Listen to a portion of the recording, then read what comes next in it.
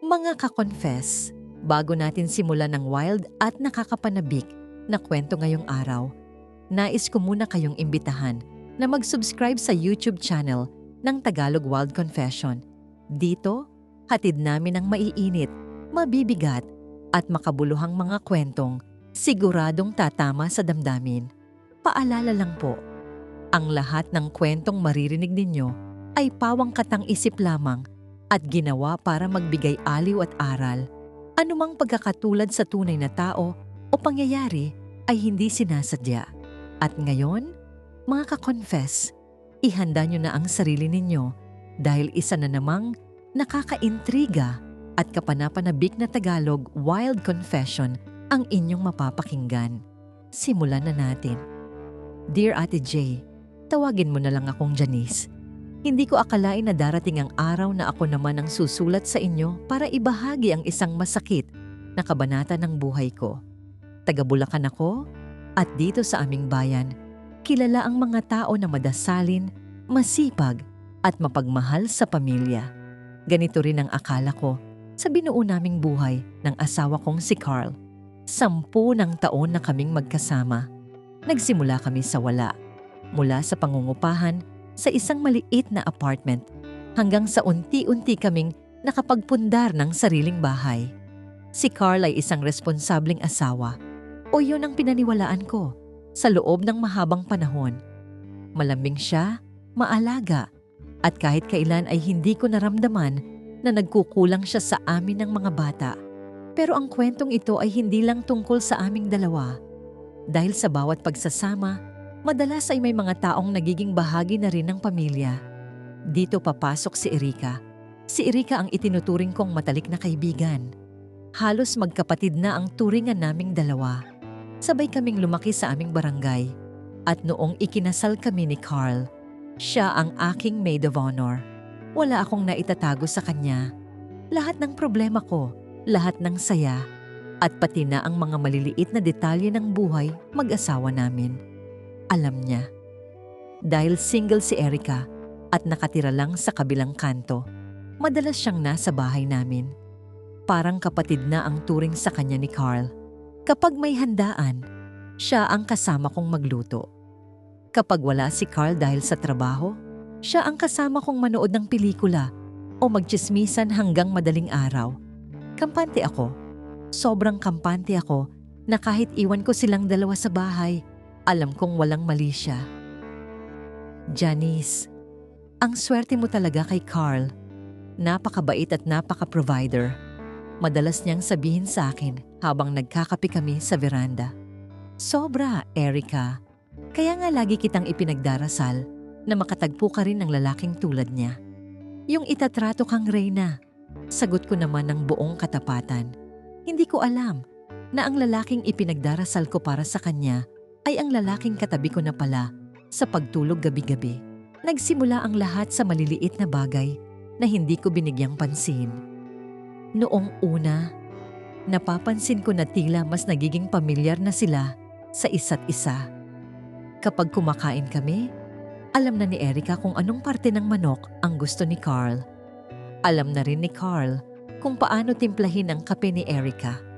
Konting asukal, maraming creamer. Ang galing nyo na talaga, ha? Mas kabisado nyo pa ang gusto ng isa't isa kaysa sa akin. Biro ko sa kanila isang hapon habang nagmemeryenda kami ng pansit na binili ni Carl sa bayan. Tumawa lang si Carl at inakbayan ako. Siyempre naman, love. Ilang taon na ba nating kasama tong si Erika? Parang pamilya na natin to. Si Erika naman ay yumuko lang at bahagyang ngumiti.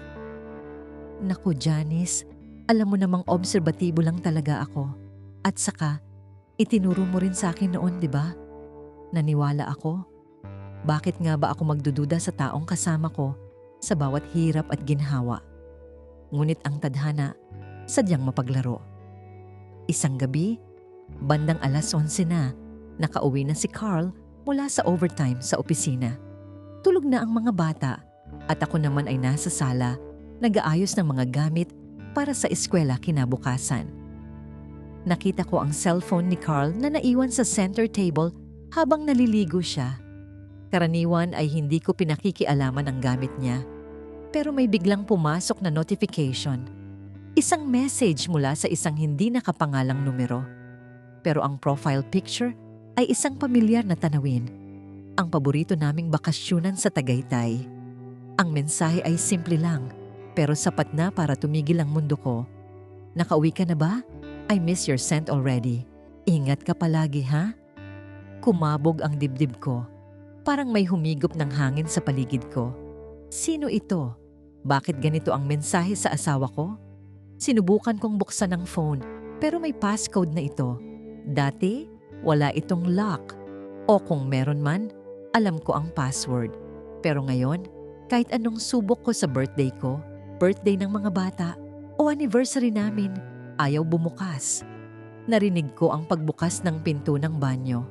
Mabilis kong ibinalik ang cellphone sa mesa at nagkunwaring abala sa mga notebook ng anak namin. Lumabas si Carl, nakatuwalya lang at bakas ang pagod sa mukha. Pero bago pa siya lumapit sa akin, ang una niyang dinampot ay ang kanyang cellphone. Sino yung nag-text, Carl? May pumasok na notification kanina. Mahinahon kong tanong. Bagamat nanginginig ang loob ko, hindi siya agad sumagot. Tiningnan muna niya ang screen bago lumingon sa akin na may pilit na ngiti. Ah, si boss lang to, love. Tinatanong kung natapos ko na yung report. Alam mo naman yun, kahit gabi na, trabaho pa rin ang iniisip. Boss? Pero ang sabi sa text, I miss your scent. Ganun ba kayo ka-close ng boss mo? Pagpapatuloy ko, pilit na itinatago ang panginginig ng boses ko. Saglit na natigilan si Carl. Kita ko ang pagbabago sa kanyang ekspresyon mula sa pagod, naging pagkairita. Ano ba yung sinasabi mo, Janice? Baka mali lang ang basa mo. I finished the scent, siguro yon. Tungkol sa mga air freshener samples na dinala sa office. Masyado ka lang sigurong pagod kung ano-ano ang naiisip mo. Umakyat siya sa itaas nang hindi na ako hinihintay. Naiwan akong mag-isa sa sala. Pilit na kinukumbinsi ang sarili ko na baka nga mali lang ako. Baka nga dala lang ng pagod at puyat kaya kung ano-ano ang nakikita ko. Pero kinabukasan, dumating si Erika. Bit-bit niya ang paborito naming kakanin mula sa palengke. Masaya siyang nagkukwento tungkol sa nangyari sa kanya noong isang araw. Pero habang nagsasalita siya, hindi ko maiwasang tingnan ang kanyang mga kamay. May suot siyang bagong singsing. Isang simpleng gold band na parang pamilyar sa akin. Ang ganda ng singsing mo, Erika. Bago ba yan? Tanong ko, bigla niyang itinago ang kamay niya sa ilalim ng mesa. Ah, ito? Oo, binili ko lang sa tabi-tabi. Alam mo naman ako, mahilig sa borloloy. Noong hapon na yon, habang naglalaba ako, may nakita akong resibo sa bulsa ng pantalon ni Carl. Resibo mula sa isang sikat na jewelry shop sa mall. Ang petsa? Noong isang linggo lang, kung kailan sinabi niyang nag-overtime siya. At ang binili? Isang gold band. Doon na nagsimulang gumuho ang tiwala ko. Pero hindi ko pa rin gustong maniwala na ang taong itinuturing kong kapatid ang sisira sa pamilya ko. Gusto kong makasiguro. Gusto kong mahuli sila sa akto kung totoo man ang hinala ko. Naisipan kong magkunwaring aalis ng ilang araw para bumisita sa nanay ko sa kabilang bayan. Sinabi ko kay Carl na doon muna ako magpapalipas ng weekend para makapagpahinga na rin. Sige, love. Mag-ingat ka doon, ha? Ako na ang bahala sa mga bata at sa bahay. Sabi ni Carl na tila ba excited pa sa pag-alis ko. Tinawagan ko rin si Erika. Erika, pupunta muna ako kina nanay. Pakitingnan naman si Carl at ang mga bata, ha? Baka kasi makalimutan na naman nilang kumain sa tamang oras. Siyempre naman, Janice, makakaasa ka sa akin. Alam mo namang nandito lang ako lagi para sa inyo. Sagot ni Erika sa kabilang linya. Pero imbes na pumunta sa nanay ko, nag-check-in ako sa isang maliit na motel malapit lang sa aming subdivision. Naghintay ako, nagmatsyag. At noong gabi ng Sabado, bumalik ako sa aming bahay ng dahan-dahan. Ginamit ko ang duplicate key ko sa back door. Pagpasok ko, madilim ang sala. Pero may naririnig akong tawanan mula sa kusina. Tawanan na napakapamilyar. Tawanan na parang musika sa pandinig ko noon, pero ngayon ay tila ba tunog ng isang paparating na trahedya. Dahan-dahan akong sumilip. At doon ko nakita ang eksenang dudurog sa puso ko ng pira-piraso. Dahan-dahan ang bawat hakbang ko, halos hindi ako humihinga habang papalapit sa siwang ng pinto ng kusina. Ang dating tahanan na puno ng saya at tawanan, tila naging isang madilim at malamig na piitan para sa akin sa mga sandaling iyon. Ang boses na naririnig ko ay hindi boses ng isang asawang nag-aalaga sa kanyang mga anak, kundi boses ng isang lalaking tila nakawala sa hawla. Bagay na bagay talaga sa iyo yan, Erica. Sabi ko na nga ba, mas kikinang ang singsing na yan kapag ikaw na ang nagsusuot. Malambing na sabi ni Carl. Sumilip ako ng bahagya. Nakaupo sila sa hapagkainan. Ang hapagkainan, kung saan kami sabay-sabay na nagdarasal bago kumain. Nakatalikod sa akin si Carl, pero kitang-kita ko ang mukha ni Erica. Hawak-hawak ni Carl ang kamay ni Erica. Ang kamay na may suot na gintong singsing na nakita ko noong isang araw. Sira ka talaga, Carl. Paano kung biglang dumating si Janice? O kaya magising ang mga bata?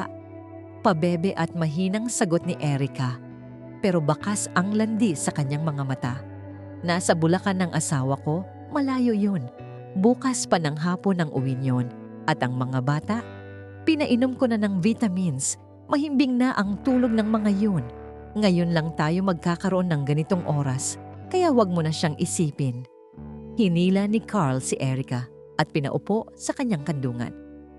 Ang sakit, Ate Jay. Para akong sinasaksak ng paulit-ulit habang pinapanood ang sarili kong asawa na hinahalikan ng leeg ng babaeng itinuring kong kapatid. Ang babaeng pinagkakatiwalaan ko, ang babaeng pinapakain ko sa sarili kong bahay, ay siya palang unti-unting kumakain sa katinuan ng asawa ko. Alam mo, minsan naiinggit ako kay Janice, bulong ni Erica habang hinahaplos ang mukha ni Carl. Nasa kanya ang lahat. Magandang bahay, mabait na asawa. Pero sa tuwing magkasama tayo, nararamdaman ko na mas akin ka. Tumawa si Carl. Isang tawang hindi ko kailanman narinig sa kanya. Isang tawang puno ng pagnanasa. Sa'yo naman talaga ako, Erica. Matagal na. Alam mo namang napilitan lang akong magpakasal kay Janice dahil nabuntis siya noon, di ba? Pero ikaw ang pangarap ko. Doon ako tuluyang nyanig. Lahat ng sakripisyo ko, lahat ng pag-aalaga ko sa loob ng 10 taon, binaliwala niya dahil lang sa nabuntis ako. Akala ko ba mahal niya ako? Akala ko ba kaya kami nagpakasal ay dahil gusto naming bumuo ng kinabukasan? Hindi ko na napigilan ang sarili ko. Sa sobrang galit, hindi ko na namalayang naitulak ko na ang pinto ng malakas. Plug! Sabay silang napatalon sa gulat. Mabilis na tumayo si Erica mula sa kandungan ni Carl, halos matumba pa siya sa pagkataranta. Si Carl naman, nanlaki ang mga mata at namutla na parang nakakita ng multo. Janice, anong ginagawa mo rito? Akala ko ba? Nauutal na sabi ni Carl habang pilit na inaayos ang kanyang gusot na damit. Akala mo ba nasa Bulacan ako? Akala mo ba malaya kayong maglandian sa loob ng bahay ko? Sigaw ko. Ramdam ko ang pag-akyat ng dugo sa mukha ko. Ang mga luha ko, hindi ko na mapigilan sa pagagos, pero hindi ito luha ng lungkot, kundi luha ng matinding poot. Lumingon ako kay Erica na ngayon ay nakayuko at hindi makatingin sa akin. At ikaw, Erica, kaibigan kita. Higit pa sa kapatid ang turing ko sa iyo. Pinatuloy kita rito, pinakain, pinagkatiwalaan. Tapos ito ang isusukli mo sa akin? Ang asawa ko pa talaga? Janice, let me explain. Hindi ganun yun, pagtatangka ni Erica. Pero bago pa niya matapos ang sasabihin niya, isang malakas na sampal ang dumapo sa pisngi niya. Wala kang dapat ipaliwanag. Nakita ko lahat. Narinig ko lahat. Bulyaw ko. Agad na humarang si Carl sa pagitan namin. Huwag mong saktan si Erica, Janice. Ako ang may kasalanan. Huwag mo siyang idamay. Talaga, Carl? Ipagtatanggol mo pa siya sa harap ko? Sa harap ng asawa mo?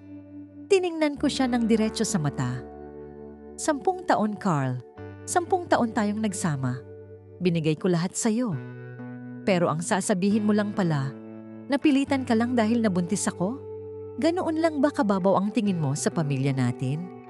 Hindi naman sa ganoon, Janice. Pero aminin natin, naging boring na ang pagsasama natin.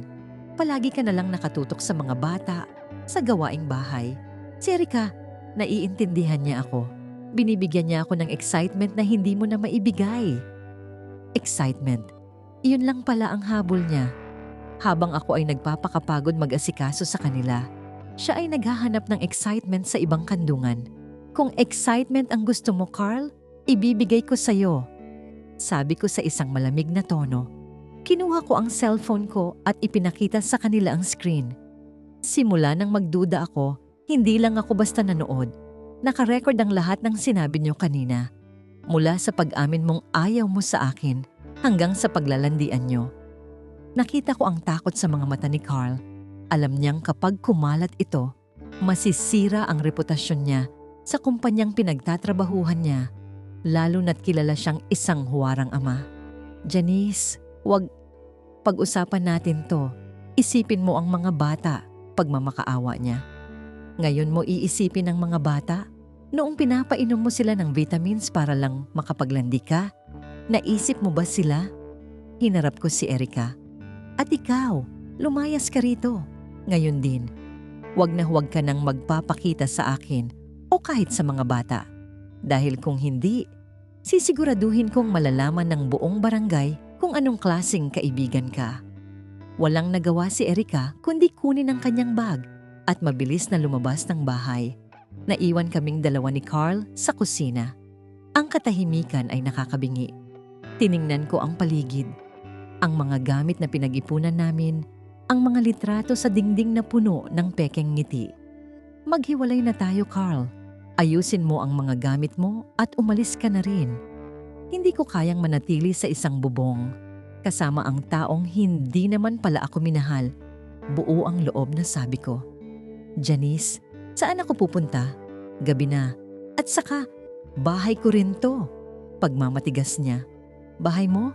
Tandaan mo, Carl, nasa pangalan ko ang lupang ito dahil mana ito sa mga magulang ko. Ang bahay na ito, pundar nating dalawa. Pero mas malaki ang naimbag ko dahil sa maliit kong negosyo habang ikaw ay nagpapakasaya sa labas.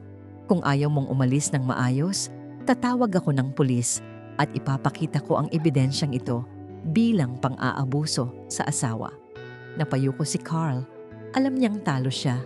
Sa isang gabi, nawala ang lahat ng pinaghirapan namin dahil sa isang maling desisyon.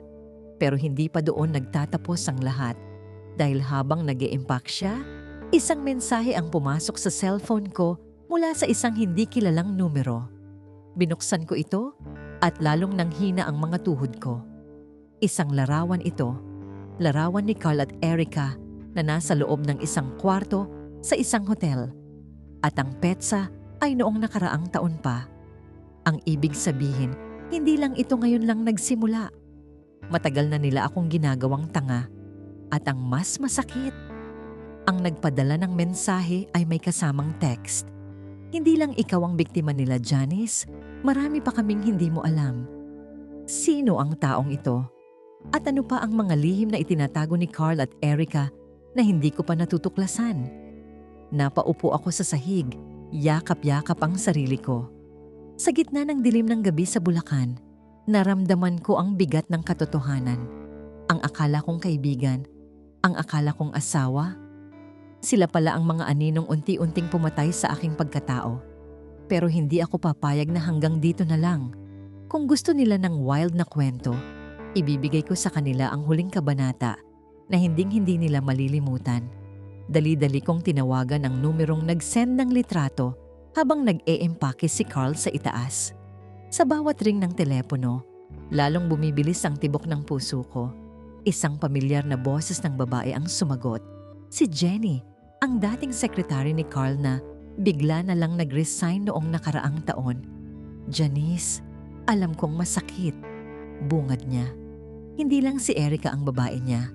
Noong nasa opisina pa ako, nahuli ko sila ni Erica sa mismong conference room. Pinagbantaan ako ni Carl na sisisantihin, kaya ako na ang kusang umalis. Pero hindi lang si Erica, Janice, pati ang pinsan mong si Mira, madalas niyang i-date sa Manila. Napabitaw ako sa cellphone, pati ang sarili kong pinsan. Ang buong mundo ko ay tila isang malaking sarswela na ako lang ang hindi nakakaalam ng script. Sa puntong yon, ang sakit ay napalitan ng isang malamig at matinding determinasyon. Kung tinalikuran nila ang respeto sa akin bilang asawa at kaibigan, tatalikuran ko rin ang anumang awa na natitira sa puso ko. Bumaba si Carl na hila-hila ang kanyang maleta. Ang mukha niya ay puno ng kapal ng mukha. Tila ba naghihintay pa, napigilan ko siya. Aalis na ako, Janice. Pero tandaan mo, darating ang araw na magsisisi ka dahil itinapon mo ang pagsasama natin para lang sa isang pagkakamali. Sabi niya nang mayabang pa. Ngumiti ako sa kanya. Isang ngiting hindi niya inaasahan. Hindi ako magsisisi, Carl. Dahil bago ka lumabas sa pintong yan, gusto kong malaman mo na lahat ng bank accounts natin na nasa pangalan ko, na-transfer ko na sa isang trust fund para sa mga bata. At ang kotse, binili yan gamit ang pera ni nanay, kaya wag mong tatangkain na i-drive niyang paalis. Nanlaki ang mga mata niya. Ano? Wala akong panggastos. Paano ako mabubuhay? Tanungin mo si Erica o kaya si Mira o yung iba pang babaeng kinakausap mo sa opisina. Sagot ko habang ipinapakita ang picture na sinend ni Jenny. Napaatras si Carl. Ang yabang niya ay biglang natunaw. Lumabas siya ng bahay na bitbit lang ang kanyang mga damit. Habang sa labas ay naghihintay pala ang mga tanod na tinawagan ko na kanina pa para i-escort siya palabas ng subdivision namin para sa disturbing the peace. Gusto kong makita ng lahat ng kapitbahay namin sa Bulacan kung paano pinalalayas ang isang lalaking walang pagpapahalaga sa sumpa ng kasal. Pagkaalis niya, hinarap ko naman ang social media. Hindi ko man gustong maging iskandalo. Kailangang malaman ng lahat ang katotohanan. Ipinost ko ang lahat ng ebidensya, ang mga screenshots, ang mga litrato, at ang pag-amin nila sa kusina. Sa loob ng isang oras, naging viral ito sa aming bayan. Si Erica, na laging nagmamalinis sa aming barangay, ay hindi na makalabas ng bahay dahil sa tindi ng bashing na natanggap niya. Maging ang kanyang pamilya ay itinakwil siya dahil sa kahihiyang idinulot niya. Lumipas ang mga buwan. Mahirap, Ate J. Maraming gabi na umiiyak ako habang yakap ang mga anak ko. Pero unti-unti, nahanap ko ang sarili ko. Nalaman ko na hindi ko pala kailangan ng isang lalaking hindi marunong rumespeto at hindi ko kailangan ng kaibigang ahas sa damo. Ngayon, mas matatag na ako. Ang dating Janice na sunod-sunuran at mapagtiwala ay wala na. Ang hinarap ko ngayon ay isang babaeng marunong lumaban at may paninindigan. Sabi nga nila, ang karma ay parang digital na rin. Mabilis at walang pinipili. Balita ko, iniwan din ni Erica si Carl matapos maubos ang pera nito. At ngayon ay palipat-lipat si Carl ng trabaho dahil sa masamang record na iniwan niya. Samantalang ako, eto, kasama ang aking mga anak, namumuhay ng payapa at may dangal sa aming tahanan sa Bulacan. Mga ka-confess, at diyan na nagtatapos ang ating kwento. Yan ang kwento ni Janice, isang babaeng nalinlang ng pag-ibig at pagkakaibigan, ngunit bumangon at nahanap ang tunay na lakas sa gitna ng pagtataksil. Maraming salamat sa pakikinig at pagsama sa akin sa emosyonal na paglalakbay na ito hanggang sa susunod nating kwentong Tagalog, Wild Confession. Sana ay may napulot kayong aral na ang tunay na kaibigan at asawa ay susubukin hindi sa panahong maayos ang lahat, kundi sa oras na kailangan mo ng katapatan. Muli, maraming salamat po sa inyong walang sawang pagsuporta. Kung nagustuhan nyo ang kwentong ito, huwag nyo pong kalimutang mag-subscribe sa ating YouTube channel na Tagalog Wild Confession at i-hit ang bell icon para laging updated sa ating mga bagong uploads. I-follow nyo na rin ang aming Facebook page na Tagalog Wild Confession para sa mas marami pang updates at mga behind the scenes ng ating mga kwento. Mag-comment na rin kayo sa ibaba kung ano ang masasabi nyo sa naging desisyon ni Janice. Hanggang sa muli, mga ka-confess, ingat kayong lahat.